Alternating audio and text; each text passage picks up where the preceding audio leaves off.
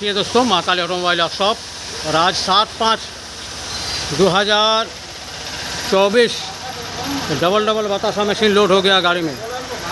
देखिए यहाँ पे जैसे कि एक मशीन लोड हो गया रात को, एक सुबह छोड़ा, ये पटना के लिए जा रहा है दोस्तों। और एक गाड़ी में लोड है।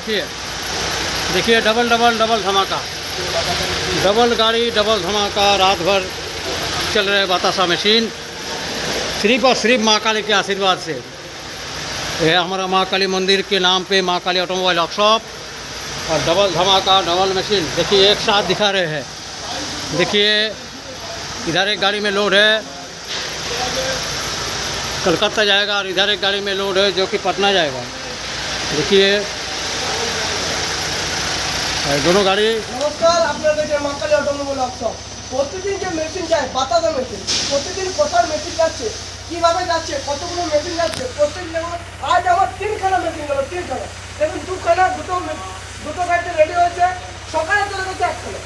প্রত্যেকদিন আমাদের ইন্টারভিউ চলছে, এখানে আমাদের সৈফুদ্দিন বাবু একদম রেডি হয়ে আছে, প্রতিদিন অক্লান্ত পরিশ্রম করে আমাদের মেশিন চালাচ্ছে। একদিনও কামাই নেই, একদিনও মিস নেই, এক সেকেন্ডের জন্য হাসি বন্ধ নেই। আর দেখুন